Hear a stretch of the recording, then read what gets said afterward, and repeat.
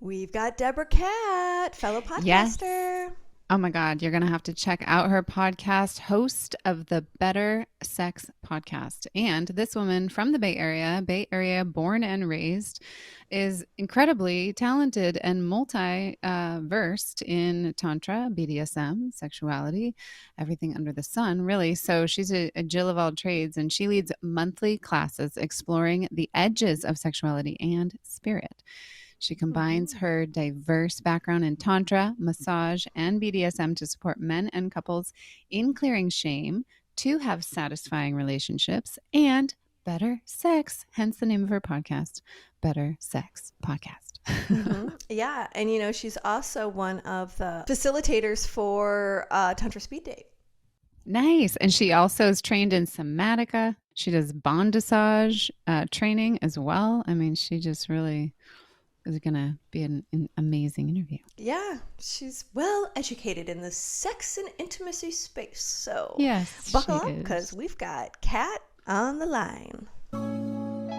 Welcome to the Sex Reimagined podcast, where sex is shame-free and pleasure-forward. Let's get into the show. All right, we're starting off giggling. So we're Great off to a good start here with our podcast and with our lovely, amazing guest, Deborah Kat. We're so thrilled that you're with us. Welcome, Yes, darling. she is a sexpert extraordinaire. I have known Deb for quite a long time. In fact, a little story about Deb and I. She was at my first weekend Tantra seminar in Santa Cruz. I was living in Oregon at the time, and I was so scared. Like, I had no idea the type of people who showed up to Tantra events. And I had a plan B and a plan C and a plan D if I was uncomfortable. And so I remember walking into this hotel in Santa Cruz. It was near the ocean, and Kat was one of Deborah Kat. Sometimes I call her Deb, sometimes I call her Kat. So you know who I'm referring to, and if I use those two names. And she was right there with another friend of ours, Susan. And it was like, oh, I was so relieved to have somebody to anchor myself to, because I was so nervous. So she has been someone who's just been in my field as I've gone through all of these different trainings. And although we haven't always been at the same training at the same time, we've often done the same trainings. So we got a lot in common. All three of us have been through Linda Cesara's energetic responsibility courses and the Source Tantra certification courses to be a teacher.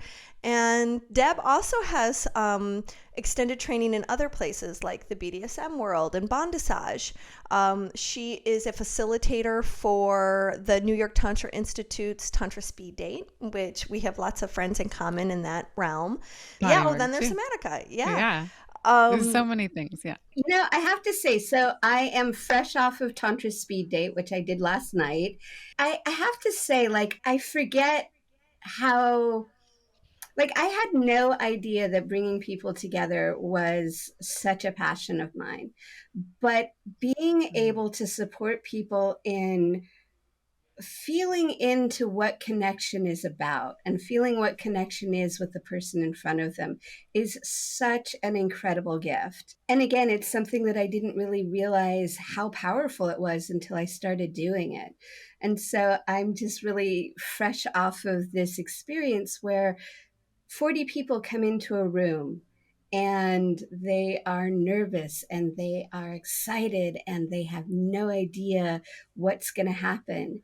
And then bringing them into their bodies and into their hearts and into connection and just feeling into what happens. All of the possibility in a room of people who are connecting. I just keep coming back to this place of connection matters more than anything, right? Mm-hmm. It's all of our different stories about who they are or what they are or whatever. When we actually drop in and give ourselves the experience of being in someone's field, of being in someone's presence, it can completely rock. Well, it rocks my world every time I do it. And I know that I've had people who have found their soulmates. I've had people find their business partners, their best friends, their wing people. There's a couple that I know of that came together to create a baby. So it's just this Wow. amazing experience. And How is again, it it was different from like other speed dates? You know, like what makes Tantra speed date versus like all the regular speed dates that we kind of, when we visualize what a speed date is, you know, you can kind of see yourself sure, sitting at a sure, sure, table sure. and yeah. Well, I think it comes down to the difference between like who and what is on your list and who's in front of you and what does it feel like to be in their presence, right? I mean, I don't know about you, but I have Mm, had the experience where it's like somebody has met all of the things on my list, right? The way they look, right. the But way not a match. exactly, Yeah. but like I get into their presence and it's like they're not a match. It sounds like with Tantra Speed Date, you're leading more from your nervous system rather than check boxes on a list. Absolutely, absolutely. And so you mentioned Linda's work, and Linda's work has rocked my world. First of all, I have to say I was super resistant. Like it took me 15 years to do her work, right? Hmm. But Wow. now that I do it, I realize like it informs everything. Having my own experience, being Yeah. grounded and connected to myself before I connect to another being has just completely changed the way that I do things. I really appreciate you reminding me of who I was when I began my Tantra journey, because I walked into Tantra with a lot of trauma around who men were, what the masculine was, and what it wanted from me and the feminine and women. And I had so much, so many stories, so much like, talking about the stories that we walk in through versus being in presence. And I Hmm. just had this idea of who men were and what they wanted from women. And I had this experience over and over again of allowing myself to be in the presence of men in their hearts, of men grounded, connected to their hearts, connected to their sexuality, and what it was like to be there with somebody who is consciously choosing presence. And it's just so, such a healing experience. And as I look back to the person that I was, I mean, I send that part of me love and blessings, but Hmm. I'm so delighted that I can actually stand and accept and be in the presence of the masculine. And I think that that's one of the pieces that changes throughout the Tantra speed date. Like people have the experience of being in presence with the divine aspects of what's possible. That's so beautiful. What would you say to women or men who are in the presence of a man who's not in his own sovereignty, not in his own body, not really in his own heart? Like, how, is there a way to sort of navigate helping them get there? Yeah, well, I truly believe that we regulate each other. And so the more grounded I can be, I'm going to help the person I'm with become more grounded. The more in my heart I am, the more I'm going to invite that person into their heart. Now, you know, one can only do so much on bringing that in, but then you can actually ask somebody. It's like, hey, do you notice like where your attention is? Are you here with me, or are you elsewhere? And so Yeah. really inviting people into being present into their bodies and just helping them notice where their attention goes. Yeah, which is Linda's work, right? Where is your attention is where your energy is. So there it is It, coming forward. And this is all so crucial when you're helping couples have better sex, which is what we're actually here to talk about today is helping couples have better sex. And Deborah, you have a summit coming up on that exact topic. So you're going to have your own slew of experts and speakers on this topic. So all of our listeners are going to definitely want to tune into that. So how does this relate? This, helping people drop into their own presence inside of partnership. Like maybe they've been together a long time. Maybe it's been a monogamous relationship. They've been in a rut. They haven't been having sex for, several months or maybe years sometimes. So how do you guide them? Absolutely. Well, so I think first and foremost, being able to monitor what's going on in your own field, like not just your body, but like where are your thoughts going? And one of the biggest problems I see couples having is that their past resentments are stopping them from having sex. So that's one of the things, like, they're the kinds, excuse me, the sex they've had in the past hasn't felt good to their body. And for whatever reason, they haven't felt like they could ask for something different. One of the things I often see is one of the partners takes on responsibility for the whole sexual experience. So, for instance, it's like oftentimes women won't tell their partners, oh, I want something different, because they're afraid of, they think that they're protecting his ego. They think that they're taking care of him. They think that they're, supporting him. And what happens when he finds out that the sex they've been having doesn't satisfy her, it's devastating, right? It's like it's like there's a breach of trust there. And the other side too is when men put all of their attention on women's pleasure and they're not actually enjoying it. One of the exercises that I like to do with couples is, imagine that you're petting the cat, right? So you've got your couple, and one person decides that they're going to be the hand, and the other person is going to be the cat. And so when we pet the cat because it feels good to our own hands, but it also feels good I to love the that. cat, right? I love it. And Petting the petting pussy. the pussy, exactly. Yes. Thank you. Love it. Yes. I don't always put it. That had Sometimes to I be put it said. that way. Sometimes I don't. But yes, absolutely, petting the pussy. And so what happens is you get into the habit of like, this touch feels good to me, and now I'm noticing and I'm monitoring. Is the pussy moving in? Is the pussy is the pussy purring? Is the pussy Right. moving away? And so, that is one way to start that kind of play. Um, That's great. it's funny. Yeah, it's a great People tip. often ask me what my favorite sex toy is. And I have to say, it is a timer. And the reason Oh. is because it's like we can do anything for 5 minutes, for 10 minutes, for 15 minutes.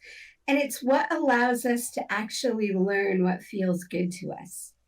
Right? So I suggest people take turns. They take roles. Who's going to be what? They set the timer for 15 minutes and then they experiment. And, the person who is the leader, if you will, gets to, lead for a while. And then when the timer goes off, they take a moment, they separate in, whatever way that works for them. Sometimes it's drinking water, taking a shower, whatever it is. And then they come back and have a conversation, like what worked and what didn't work. I love this. And it really allows for experimentation. It allows for surprise. I can't tell you how many times I've had people come back and be like, oh my God, I had no idea that like what really works for me is a lot of pressure or a little pressure, or I thought of myself as being this. And when I actually experimented, I found out that that wasn't actually what I liked.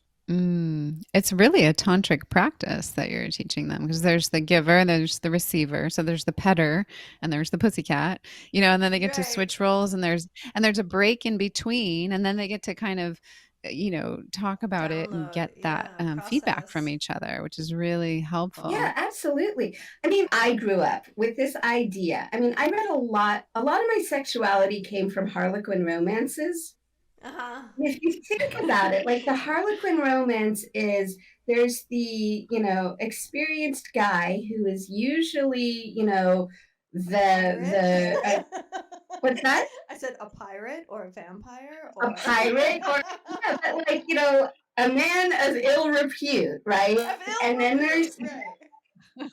and then there's Bad boy. the young ingenue who's not experienced at all.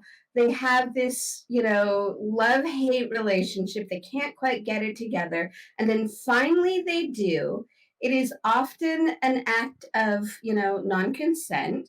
Mhm. And what happens is our gentleman of ill repute knows exactly what to do to our heroine and gives her, chills This and, is epic. feelings that, epic feelings that she doesn't understand, right? She has no idea what's happening to her. And it's all about him, right? I feel like a lot of us grow up with that. Like, especially those of us that are conditioned as women, like, we're not necessarily invited to explore our own bodies and to ask for what feels good or what doesn't feel good. And then that puts a lot of pressure on our, like, gentlemen of ill repute because, like, they're expected to know everything. Yes, they're the ones who want They it, really so they don't. should know how to do it. And they should do it so good that we want to do it too. Yeah, they should do it the way we like it, even though we don't Yeah. know the way we like it. Right, we don't know the They gotta way, figure it all but out. we It's a lot assume of they pressure should. on them, really. Mhm. Exactly. When I get couples together and I'm like, you're not responsible for her orgasm. You're not responsible for his orgasm. Orgasm may or may not even be, the point here.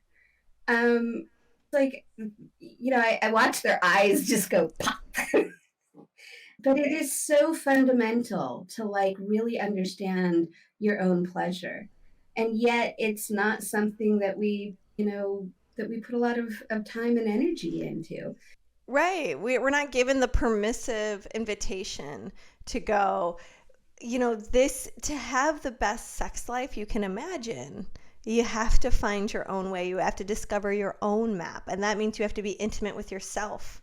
And that means you have to be like courageous to really allow yourself to explore, what does turn on mean to you? How do you feel it in your body? Where do you feel it in your body? What needs to happen in order for you to have access to it?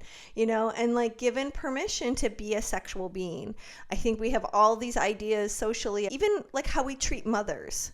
Is if like mothers, once you become a mother, you become sexless again. We virginalize the mother and we get, ew, gross, when we have the thought that our mother would have sex.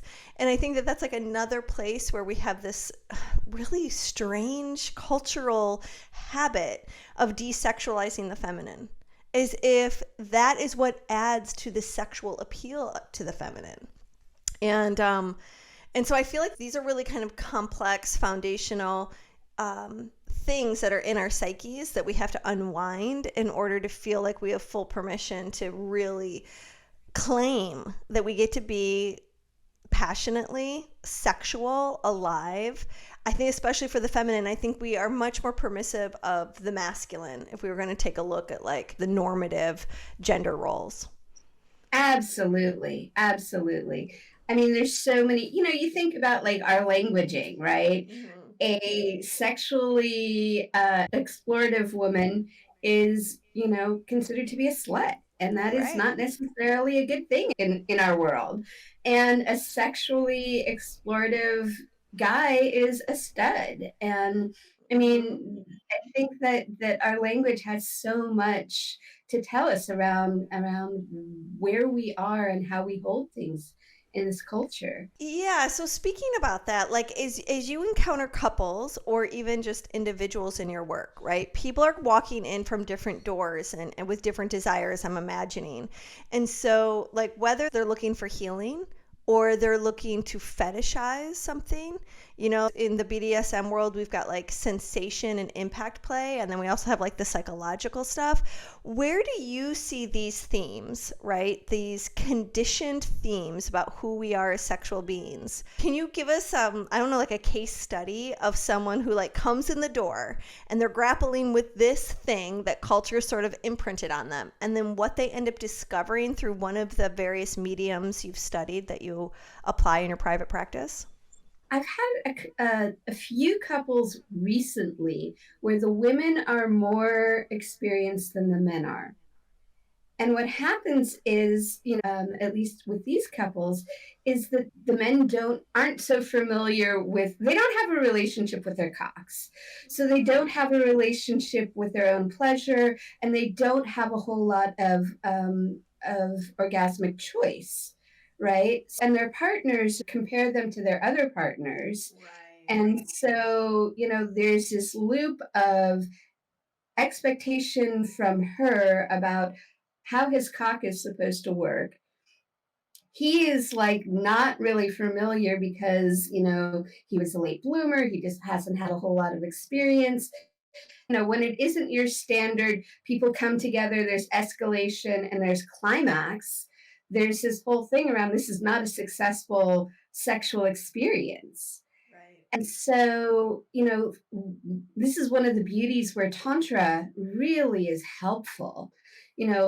Taking ejaculation, uh, you know, not off the table per se, but like giving it less importance, bringing in the connection piece. Like, this is another thing that we don't really talk about much around sex sex is like, it's really simple, or it's really easy, but it's not simple.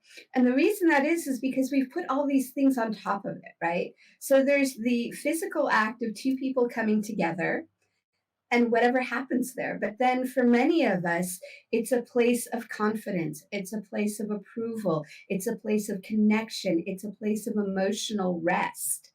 And so when you have all these expectations on top of it, when you come to your partner and you're like, hey, baby, and they're not quite ready for whatever reason, we can take that very personally, and that can then become a bit devastating. And so that's one of the things I see with couples is, for whatever reason, when they've approached each other, there hasn't been, completion, if you will, or there hasn't been acceptance, if you will. And so the experience hasn't gone anywhere. And because it doesn't look like the way they think it should, they stop asking. Right? Right. And they also stop asking because they don't want to get turned down. They don't want to feel that shame. They don't want to get triggered, their lack of confidence. They don't want to get triggered around all these layers that you're talking about. That it's a simple act, but it's gotten so covered up by the psychological taboo issues around sexuality. So it sounds like when you're working with couples, you're really like delayering all that clutter, right? Really like unpacking each individual person, because each individual person's carrying their own, and then bringing that together. There's some couples that I've been working with, and it's like that, sexuality doesn't have a fighting chance in this relationship because you don't own yours and you don't own yours. So getting each individual to have their own is like the number one. That's the foundation. Yeah, and really like letting them explore, like, what does it mean to be successful sexually for you, right? I mean, there's the different ways that people are in their sexuality. So like, my friend Jaya created the erotic blueprints, and this idea that people, some people are energetic, some people are sensual. They need different things out of sexuality. And so knowing that about your partner and knowing that about yourself and setting yourselves up for, success on your terms, right? Most times in the movies, we see two people come together, there's escalation, there's climax. Usually it's both, which, statistically doesn't happen that often. 1 minute flat. Yeah. And then there's like napping and a sandwich, and that's success, right? And it doesn't always look that way, My partner tends to be more on the energetic level, right? So for him, successful sex doesn't always include his penis. Like sometimes it's literally taking my fingers and running up the back of his spine and just having that energetic like move all the way up And then he's got that goofy grin for the rest of the day. Right. Then his nervous system's been reset, and there's a bliss state and a feeling of satisfaction and oneness. Yeah, God bless the energetics. They will help us refine our skill set. Absolutely. I just love all these different sort of there's a word for it when you have like these sort of types. I can't remember the word, but we've got the blueprints, and then we've got, the three of us have studied these protective pattern styles. These come from Reichian theory, and those can be so helpful inside of working with relationships as well. Tell us a little bit about that and how you use that when you're working with couples. Yeah, so I'm actually fairly new to this work. And so at this point in time, I use the work mostly personally. I run Masochist Pattern, which is all about like being immovable, enduring. And, so that's my first pattern, which generally means that I'm a no first. And then I need time and space to actually feel myself so that I can say yes to something. My second pattern is more of the connective pattern. It's referred to as compensated oral. So for me, my compensation is I throw energy out. I try and scare people off. And when that doesn't happen, I try to pull them in. And when that doesn't happen, I end up on the push pull. Exactly. And when that doesn't happen, I end up as a puddle on the floor. But how I use it with couples is, I'll say something like, wow, I noticed that, when we're talking about this, you seem to have some rules about what needs to happen. Right. So that is referring to rigid pattern. And so what I would say to them is it's like, do these rules work for you? Right. Or for instance, if somebody run aggressive pattern, it's like they'll get very combative. And so then I question, hey, so I'm noticing that you're really combative in this place. And I'm wondering if that's how you actually want to be here. I'm noticing defensiveness. What's going on? What are you really feeling right now? I love using the idea of noticing where our attention goes and what our intention is in the moment. So for instance, I'll notice that if I get triggered, underneath that trigger, there is something that I want, right? And so usually the trigger is I'm not getting it the way I want it. So for instance, if I'm not getting his attention, what I notice is I'll start pushing at him. I'll push that energy out and I'll try to get his attention. And so if I can step back a little bit, my intention, what I actually want in that moment is connection. And so my partner and I have been together for 22 years. So at this point in time, he knows me well enough to see my pattern.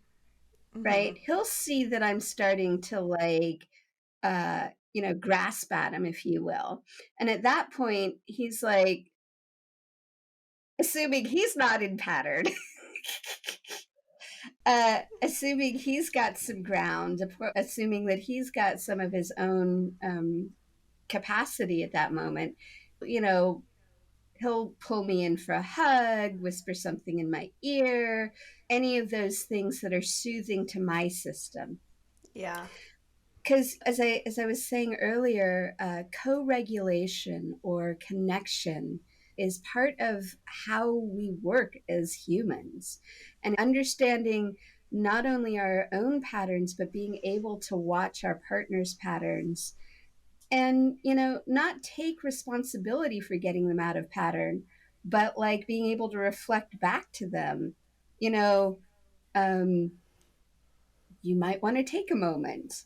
So my partner and I, when we start getting heated, the first person who notices it is like, I'm going to step away to the bathroom. Okay. And that's not the language we would use any other time. We just go do our thing, but it's a signal. I need to step away. I'm not leaving you. I'm not abandoning you. I'm going to take care of myself so I can come back better. Yeah, that's great.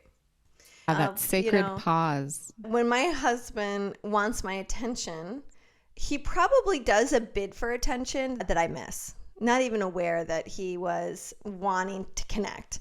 It's only until he starts doing negative things that annoy me that I realize, oh, I've been missing some cues, because negative attention's better than no attention. And that's sort of like that push out, right? So as soon as I notice, oh, he's like doing that volume thing with the television just to like completely annoy me, I have a choice. I can either choose to be reactive, which I usually do. That's usually my first choice. I'll be a little reactive. And when he keeps doing it, I realize, oh, I haven't given him enough attention. He's missing me. And so like, I've probably missed a number of cues. And so what would it be like if instead of continuing to be irritated, I just went and like grabbed him and kissed him all over the face and go, you need attention, don't you? I'll just, gobble up his neck or sit on his lap or wiggle my fanny in front of his face. I'll do something that goes, I'm with you. Like I feel you now. And scusi for missing some of those earlier cues. I actually know that even though you're trying to aggravate me, it's not from this bad place. It's actually from a really beautiful place of missing me. So now you have my undivided attention, and I have to pull myself up to the present moment and go, give him some undivided attention, not your scattered attention, which tends to be my MO. I'm going to actually look him in the eyes and be there with all of me, even if it's only for a few minutes, because usually that's all he needs is a few minutes. But don't ignore these bits for connection. And it's a really good reset for me. And I'm really thankful that I've slowed down enough to notice the habits and the cues so I can respond differently. And that doesn't mean I get it perfect every time, but I'm starting to see the pattern. And I think it's a good example, as you were saying, Deborah, to start to pay attention to your partner's patterns and habits. Learn them. Be curious about them. What makes them tick? What turns them on? What frustrates them? And then respond accordingly. Start to think of like strategies that will work so that more harmony is possible. Yes, I love that. I am curious about how couples find their way into like more adventure in their sex life.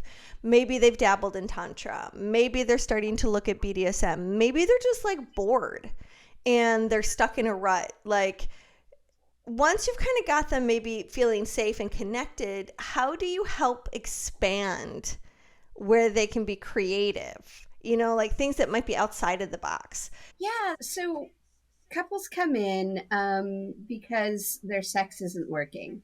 And so, there's a couple things we start with. We start with safety. Are you feeling safe? So I always thought this was more about women, but actually men have the same fear where they don't want to start something that they can't finish, right? So they don't want to flirt with each other if they don't feel like they can have the whole sexual experience. We talk about some of these things. We come up with some strategies around that, helping them to understand their own process as well as their partner's process. And then we start looking at like, where do you have some fantasy or some turn on? We start kind of looking in the closet in the taboo spots. So power exchange, which is, playing with power and power dynamics. I personally think that we live in a world full of power dynamic. I mean, if you look at something like the boss worker, the teacher student, Right. I don't know why this came up, but the realtor and the buyer, like there's all sorts of power dynamics across the board. And so basically making those explicit, right? I'm sorry. I have to just interrupt you for 1 minute because I love that you just said the realtor and the buyer. Like that just opened up a new hot sexual movie for me, and I want to thank you for that. I'm taking that. Here we go. to somewhere yummy in my mind. I had to like highlight, ding, ding, ding. The realtor and the buyer all day long. So there's all of these different places where we have power dynamic. And the thing is, it's so shamed, right? Like it's so shamed.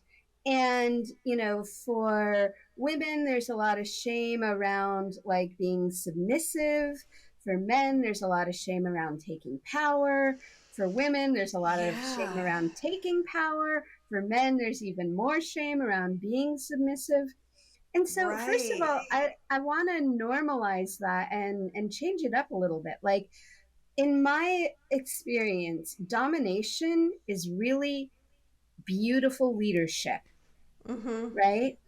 So I love that. Yeah. I started exploring in my own life, way back in the day. Most of my sexuality started at the Renaissance Fair. Oh, And really? so, Oh, really? Tell us more about that. sure. Yeah, Yes, really how intriguing. fun. Like in my teen years, I, worked at the Renaissance Fair. And for those of you who haven't been, the Renaissance Fair is a recreation of Elizabethan England. And so there's a lot of women with like incredible corsets and lots of bust. And there's, a lot of men in very, beautiful costumes. And there is an inherent and very clear power dynamic. There is the upper class and the not upper class. And so, Oh. my early boyfriends and girlfriend, for that matter, came from the Renaissance Fair, and so here we were in costume, we were playing with props, and we were playing with power dynamic during the day, and this all sort of translated into our play at night. Fun. And it wasn't until I really stopped dating guys from the Renaissance Fair, people from the Renaissance Fair, that and I was like, I remember my first college boyfriend where I was like, what do you mean you don't want to be my lord and master? Like, what do you mean you don't want to play with, like, Haven't you been to the Renaissance right? Fair? Yeah, I know. Like, I'm a wench. Come on, You treat are me like one. missing the boat. Yeah. Or what do you mean you don't want to be my stable boy? It was like so normal in my sex life that I was kind of shocked when people didn't want to do it. And then when I Yeah. came into Tantra, and, the masculine is holding this space and the feminine is surrendering to the space. I was like, oh, that's very much like the Dom and the sub. Yeah. The Dom is leading and the sub is following and surrendering. And Yeah. there's this beautiful interplay between, a pushing of boundary and a holding of space, right? Yeah. And people want different things. We all want something a little different from our sex lives. Some people like this is a place for stress release, and some people this is a place for adoration, and some people this is a place for connection. And Yeah. bringing all of these pieces to play, um, enhances our sex and opens us up. And I discovered so many things in the BDSM world about myself. So I tend to be a bit on the controlled side of things. And let me back up just a second. So BDSM is basically three different concepts. And one of them is about like using sensation, right? Sensation to the body. And what people generally want when they're interested in sensation play is they want to have a different relationship with their with their body than they have on a normal basis. People who like restraint tend to want surrender, right? They tend to want to like have nowhere to go but surrender. And then people who want to play on the sort of more in the mind games part, like what I believe they're really playing with and they're really testing is like, how far am I willing to push? What is my edge? How far can I go? And so I noticed in play these three very different ways of playing. So you've got the impact play, getting into the body. You've got the restraint play, finding your surrender. And then you've got more of the intellectual play, which is what are my edges? I And love so it. for me, like, I was not good at surrender at all. And, I always thought, well, if I let somebody tie me up, they're going to poke me and they're going to prod me and it's going to be terrible. And, my partner and I had this conversation and he was like, I'm going to be right there. I'm not going to let anything happen to you. I'm going to take good care of you. And I was like, oh, well, okay then. And so In that case, tie me up, I let baby. him tie me Yeah. up. And it was really fascinating because I had this very internal process, right? So we made an agreement, like, I'm going to try this out for a while. And, we had safe words or communication words to let him know that, like, I really wanted things to stop and it wasn't just part of the play. And so I had this whole process where I literally went through this emotional roller coaster of I'm okay, I'm not okay, I'm angry, I'm fighting, I'm, exhausted. Like I wanted the experience to go all the way through. Wow. And the whole time he was like, I'm here for you. You're okay. You're okay. You can do what you need to do. And it was really a freeing experience. So it's like, I really got the understanding that we can be free in a box. Like we can be free. Our freedom is not based on the outside world. Our freedom is an Yeah. inside job. I love that. It's so well And illustrated. yeah, it's amazing. What did that do then? Like that internal shift inside of you, how did that move into all other sectors of your life, your business, your health, your family, Oh, your home, all absolutely. the other sectors? Well, I just, so I realized, I just really realized that my experience was where I put my intention and my attention. Like, I keep coming back to that because it was like, oh, things are not going exactly the way I would prefer them to go. Where am I going to put my intention? Am I going to put it on solving the problem, or I'm going to put it on, like, not just freaking out on the experience? And I'll give you an example. So I did Tantra speed date last night, and there's certain supplies that you need. So 10 minutes before we're supposed to start, I realized I don't have a very important supply. And so I'm like, okay, I can either just go ahead and find what I need or be creative. And so I just didn't have the time to freak out, right? I didn't have the time to put my energy there. I put the attention on solving the problem, right? And I also put the attention on knowing that whether I had it or not, I could figure it out. And so there's something about like having more control over my own experience that I really feel like I got from playing in the kink world and playing in the BDSM world, and just realizing that I can put my attention where I want it to go. Now, learning how to hone one's attention is a whole nother story. Right. Like, and that I would say is something I really got from Linda's work. Is it's like, where's my attention going? Where's my attention going?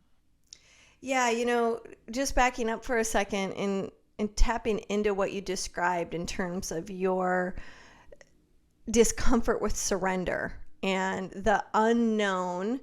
Our minds can take us when we don't know what's going to happen. Our minds can lean into the worst case scenario, like I'm going to be poked, I'm going to be tickled, someone's going to do something to me that I don't want, and they won't listen when I tell them I don't want that. Like I really relate to that. And what I felt into in your experience was how wonderful this type of opportunity can be for people who need to reclaim trust again. When we are going through years of partnership together, we have all sorts of little things that happen that have an accumulative effect that build up stores of resentment. And those stores of resentment are usually connected to, I don't really trust you anymore. I may love you a whole bunch. My love may be deep, but that doesn't mean my trust is deep. And the door to trust opens on our side. So when we have like cooperation and we know where the boundaries are, then we know how big our playground is.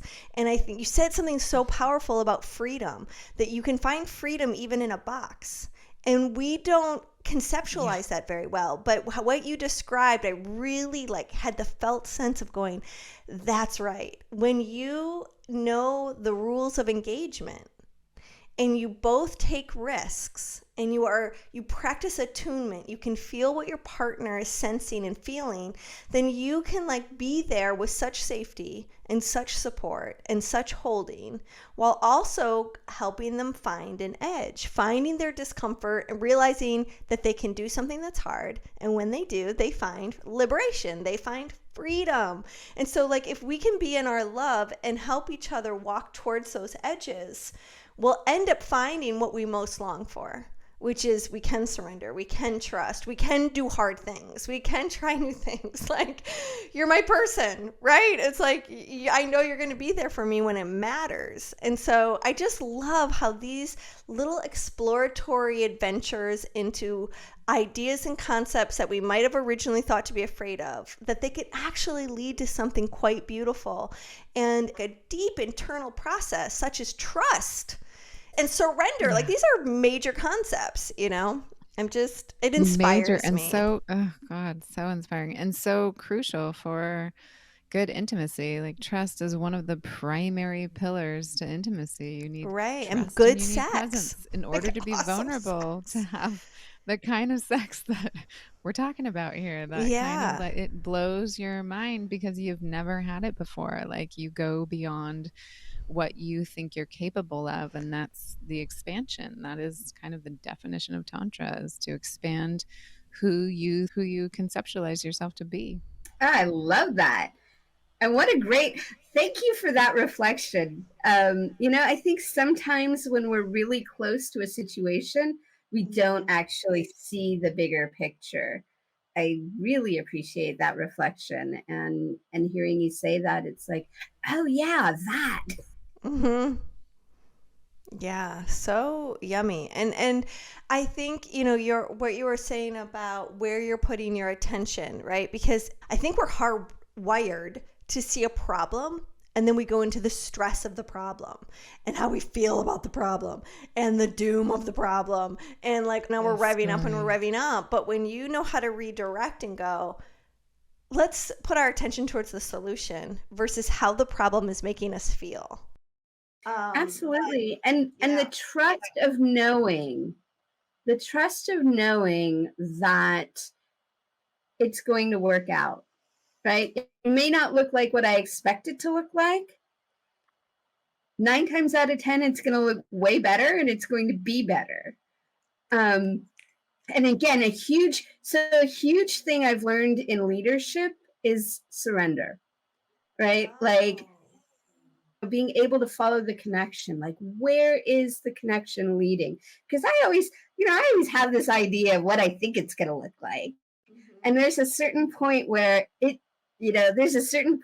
something shows up. It's usually another human, and that other human has a whole other idea of what's going to happen and what they want it to look like. And I've got a choice. I can either fight against that for my own, for my side, if you will, or I can look for that collaboration. And within that collaboration, if I'm in the dom position or the leadership position, I can nudge it, or I can hold it and direct it in a certain way. I wanted to kind of share an experience and see how this compares to your experiences. So I watched my first scene recently of an impact scene between two people, and you have the submissive and the dom, and they fill out this sheet, and it's all these like, this is what I'm up for, this is what I'm not up for, this is the intensity that I'm up for, and the reason why I was invited to be a witness to it is because the things that this person is capable of in terms of intensity when it comes to impact makes me nervous. I was noticing discomfort around the exposure of that to my nervous system. And the breakthrough and the aha that I got to receive was watching the bliss on the person's face. The sub's face was so light. It was like they were floating in the clouds, and it was like the most blissed out look on their face that I couldn't be afraid. Not only that, but I got to see the reality of, oh, it's just 20% intensity and 80% soothing. and comforting and integrating and like consolidating. And because we have ideas in our head about what we think something is, but until you get to have the reality of going, well, actually, the picture in your head is not the reality. Like, I had a nervous system upgrade by being in a really sweet, trusting environment with really caring, loving people, taking that person to an edge. And then like this combination of like intense sensation with total comfort, relaxation in between. My mind had no idea that's what it was going to look like. I had made up all sorts of other stories. So does my experience relate to the experiences you've either co-created or have experienced yourself, especially in sort of the BDSM world? Absolutely. I mean, I think kink or BDSM. I use those terms interchangeably, but I believe that the healing that is possible in that realm is just incredibly underestimated. Totally. So for you, you got healing, you got the experience as a witness, right? And I think that, witnessing and being witnessed are huge, huge things, especially since so much of sex is behind closed doors, that we don't actually learn in ways that we could, like getting to see people enjoying things that we hadn't thought of or hadn't thought of as enjoyable. Now, for instance, with impact, as I said before, I believe that impact is getting into the body. So what I noticed is people who really like impact, especially heavy impact, they're folks that for whatever reason, they have a hard time getting into their body. And so, for instance, my degree is in legal studies, and I was on my way to law school and I took another turn. But I was in this very heady, very intellectual experience where it's like I was working very hard. I'm thinking, really up in my head and not in my body. And so during that time of my life and my relationship, the kinds of play that I wanted, the kinds of play that felt good to my system, there's a lot of intensity. It was a lot about being in my body.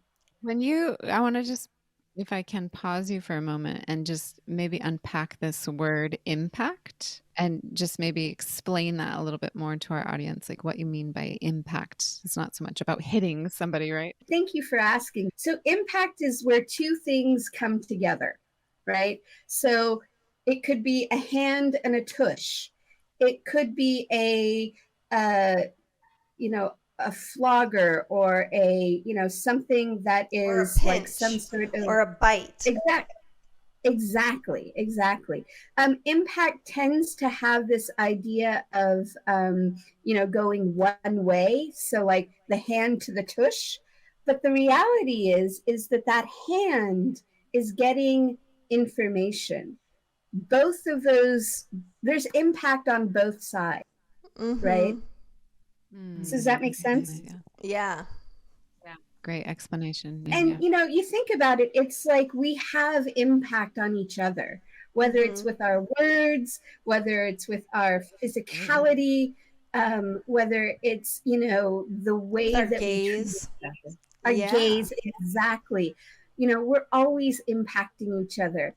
And almost more importantly is being impacted, right? So it's like, a good leader, a good dom, a solid masculine, in my opinion, is someone who not only impacts others, but is aware of how they are impacting and is impacted in exchange, right? Now, if you think about it, a good leader, a good dom is going to notice. It's like, oh, if I do this to my sub, to the person I'm playing with, are they going to come back and play with me again? Right? Like, one of the things that I talk about when I, work with people around their dominance in particular is like, what is your objective here? If your objective is not on some level to create a situation where your person is it's just like so ready to come back for more, you might want to rethink this, right? Right. Yeah, Yeah, it's like you want to absolutely. leave them wanting more. And what this Dom was Yeah. explaining to me was this whole idea of like pouring back into the Dom. That there's a place often at the end of a scene where the sub often wants to pour something back into the Dom, having received so much from the Dom. And then that's a whole nother invitation to explore, well, what does that look like? And here I am, just a witness, and feeling so impacted by the experience, and no direct impact in the way of like something hitting my system was as visible as what was happening between these two other people, but yet their experience deeply impacted me. And it wasn't even about being a voyeur. It was about allowing something that I was unfamiliar with affect me in a really positive way. And I think there's so much we don't understand about this world, and that there really is, like you mentioned, Kat, like an opportunity for some really deep healing, and for us to come away from our judgments and discover more curiosity. I have a friend who had a lot of sexual trauma in their experience. And what that sexual trauma looked like was not having any control, not being able to say yes or no to what was happening to them. And so they used conscious BDSM, conscious kink, to have the experience of, being able to communicate no in a way that could be heard, right? So they had more control in a situation that looked like it was out of control. And so they had the experience to reset their nervous system, essentially. Right. As you were saying earlier, they started to replay some of the situations. And when it got to a point where they were like, okay, I need to change this up, they were given that power. They took their power back in that situation that had in the past been traumatizing. Yeah. And, it's definitely a don't try this one at home situation. Right. Yeah. But need some guidance for this kind of Yeah. stuff. Absolutely. Absolutely. But I just want to say that, this is a place where there is potential for healing. This is a place So much. There is potential for rewriting our stories, whether it's being in a place where we would like more power, or being in a place where we're willing to give up our power. I was just going to say, it's really an opportunity to bring what's not conscious to the forefront, and to shed light on the shadows that are in the background, making choices for you on a subconscious level. I mean, that's the definition of subconscious. You're not conscious of it, So it seems like this is a real place, a safe place. Like I would say for any of our listeners who are intrigued at all, or who are like, wow, I never thought about it this way, and I'm starting to open my mind up to it. Just continue to open your mind to it, because I think it's one of probably the most powerful healing modalities maybe out there. I think it's certainly the most underrated, because I think the general assumption from a really judgmental place is that the people who are DOMs are on some level either re-traumatizing or capitalizing on the victimness of a submissive. It's like, oh, these poor submissives, they have no backbone. They're wounded, weak individuals who are allowing themselves to be manipulated by these sadistic DOMs. So there's a really warped misunderstanding, I think, that comes from a fear-based generalization about that whole world that really needs to be re-examined. And there's so many amazing people doing that work, and it explains these really complex part of our psyches that are worthy of understanding. And so I just really applaud you, Kat, for being at the forefront of that, for taking yourself to those edges, for being able to explain the work so beautifully like you did today. Yeah, thanks for inviting us into that world and our audience into that world. Yeah, so lovely. My pleasure. And thank you so much for the opportunity. As you said, it's a place that's very misunderstood. And I'm so grateful that more people are talking about, conscious kink, and more people are bringing, the possibilities of healing to this place. Yeah, I think the thing that's so Yeah. beautiful that you brought to light today is that, like, our sexuality has so much potential for our personal growth, that it's bigger than just what we do in between the sheets. It's really about who we want to be in the world, and how we want to express ourselves, and how we want to love ourselves, and how we want to, like, really receive and love others. And that there's so many ways for us to explore it, for us to get turned on and passioned up and all of that yummy, sexy, orgasmic stuff, but also how we can, like, be tender and be more trusting and be more vulnerable, and to, like, invite more closeness, and most importantly, connection. And how key, like, the art of connection is in creating a satisfying, healthy, happy life. And that, like, intersects in so many other areas of our life. How important it is as a role as a leader. I love that you brought in this leadership component, and so that we can start to identify even this more dominant role as really, like, healthy leader. I love all the places that it intersects. Oh, I so appreciate this conversation and your willingness to go in all of these different dimensions and different aspects. One of the things I really got from Tantra was this idea of, the second chakra, where our sexuality lives, is all about creation, right? It's all about the ability to create in our lifetimes, in our lives. I mean, and to create life, should we choose to use it that way. But just as you said, sexuality, when we put it in this little box of, like, the thing that we do between the sheets, it just underestimates and doesn't allow us a full range of possibilities. So we know that in February, you are doing this epic free event and interviewing all these amazing experts for your summit. I'm also wondering how people can work with you directly. How can they either work with you privately or attend some of your events? What's the best way to find you? Absolutely. So the best place to go is deborahkat.com. And there you'll find information about my events, about my podcast, about all of about my thoughts, both in and out of the sheets. It's really the place. It's really the place to learn more about me and what I'm up to. I really feel so fortunate to be able to work with people in this realm, and I'm so freaking excited about the summit. And Better Sex for Couples Summit, right? Is that the title that's of it? it. Better Sex for Couples. Yeah, Summit. we'll have all these links I in the show can't notes. So wait. don't forget to check out the show notes. So it'll be so easy to sign up for the summit that's coming up. That's totally free.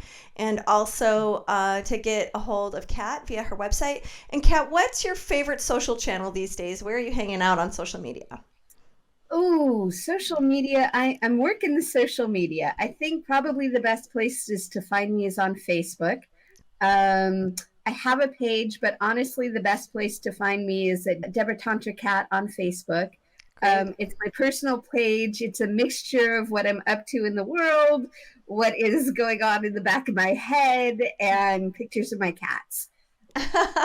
Great. Pet that pussy. I love it. You have a pretty good Instagram page too. I like your Instagram Oh, thank page you. as well. Yes, I am so excited. I have to say, I'm starting to allow myself to be supported. Talk about, like, going into that submissive place of surrendering. And it's amazing, breaking down that idea that we have to do things ourselves. Yeah, we're not meant to do these things alone. We're meant to do it in tribe. So thanks for being a part of our tribe, Kat. All three of us have lived in Santa Cruz, some of us at different times, some of us at the same time. And so it's nice to know that we come from a familiar place, and loved having you on the podcast. Can't wait to have you back.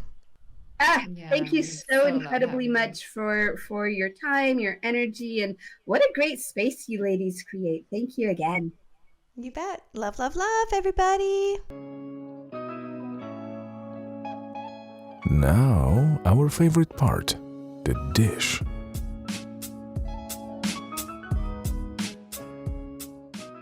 Deborah Kat, What a cool lady. I was so stoked to meet her and connect with her. I really enjoyed her authentic, ness, I guess. She's just a really well seasoned practitioner in our industry. And so it was just fun to hear her stories and be in her Yeah, I loved presence. her take on everything. I really appreciated the language she was using around like the Dom position and its connection to leadership. I really got a That was lot cool. out Yeah. of like the whole world of kink and kind of reframing it. I'm enjoying the process of finding ways to sort of normalize this part of sexual expression and relating it to many facets having to do with who we are as human beings in multiple places in our life. Yeah, absolutely.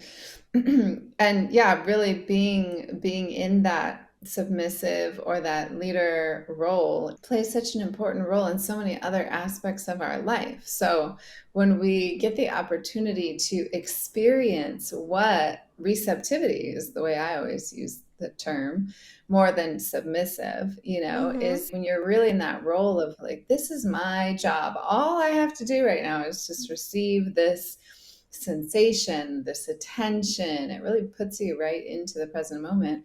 And then you go into, work mode and getting the paperwork done or getting the kids off to school or whatever. You go into some other mode in life and a different capacity is available for you. Like you have more availability to receive the experience you're having, whatever it is. I mean, full transparency, I am like a brand new baby to anything having to do with the world of kink. Like, it's a totally new territory for me. So I'm kind of in my sex geek world at this stage in Leah's reality of what I'm researching and what I'm trying to understand and what I'm looking at in terms of embodying. So for some of you that are more seasoned, people in that world of sexual play, I'm not coming from a place of any expertise here. I'm just coming from a place of wanting to be a student and be filled with curiosity. So I know that there's so much range to what our kink can be, but just setting aside like the tools and the games and the fantasies and the role plays and all that sort of impact play, like all the languaging having to do with the practices and the actual form that it takes on when it comes to kink, there's something really interesting around my limited experience I've had by watching someone's experience play out on their face. Yeah, Like, you talked about that in the oh, interview. I'd still just, it sits with me right now. It was such an expression of peace. I was not what I was expecting. But if I think about sort of like what makes a good leader, what makes a good boss, what makes a good dom, right? It's this, in my limited experience, it was like watching another person in that role challenge you, but also soothe you. So it's like you're going to challenge, you're going to do hard things, you're going to try things you might be a little afraid of. But in the in between of those challenges is a feeling of belonging, is a feeling of support, is a feeling of we're in this together and you're not alone. And I think that those are a lot of qualities that like a good leader or a boss also demonstrates. They challenge you, but they also are a feeling of belonging, of support, of we're in this together. And so I'm still really like marinating about that concept and how that can play and weave into lots of places in our life. And I just never thought of the concept of like leadership or even a boss in sex in that way, so it's really kind of fun to take a look at these constructs. I'm kind of a geek when it comes to looking at metaphors and languaging and seeing how we can apply them in multiple ways.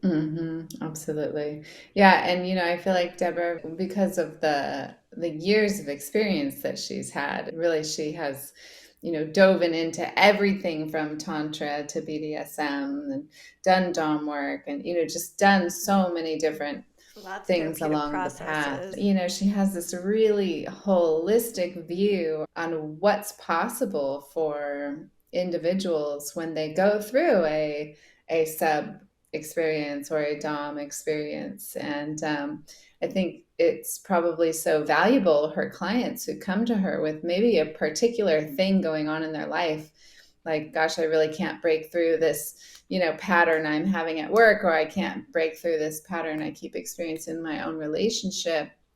And she can take, you know, the therapeutic, the healing aspect, the sensual, the spiritual, the Tantra aspect, and then this BDSM, this like power dynamic that we all experience in every single day of our lives, and kind of wield it all into an experience that somebody can then shift on a visceral level, because that's where change occurs, is on this physical, visceral, like feeling the cells in our bodies change. We can't change from here. You know, we have to feel it in our bodies, and then having an experience like that and then shifting into your world and carrying that in a way that begins to change the world around you. You know, something else I thought was really fun and I hadn't known was her whole Renaissance fair experience. Oh my God, that was so it. cute. The stable boy, the nobility, adorable. the bar wench, you know, and like by day they're playing these characters and by night they're still playing these characters. And I just thought that was fun and sexy and cute. I would have loved to like had an experience going to those fairs. I never knew that was a thing. And I just thought I was totally charmed. Enchanté. Yeah, she's a real treat. So y'all go run and listen to Deborah Kat's Better Sex podcast. If you want to listen to my episode, I'm in there somewhere. Oh, and also like don't forget to sign up for the summit. Oh my gosh, I can't wait for that. Early 2023. Yep, she's doing a big summit in February. Yep. Better Sex for Couples. Yeah. So if you're in a couples, you're going to want to tune into that. Yeah, and even if you're not a couple, you want to learn how to be a great couple. So when you are in a couple, you know how to do it even better than ever. So, love, love, love. That's right. Thanks for tuning in. If the hosts seem to know what they were talking about, that's because they do. Leah Piper is a tantric sex master coach and a positive psychology facilitator. Dr. Willow Brown is both a Chinese and functional medicine doctor and a Taoist sexology teacher. Don't forget, your comments, vibes, and suggestions matter. Let's realize this new world together.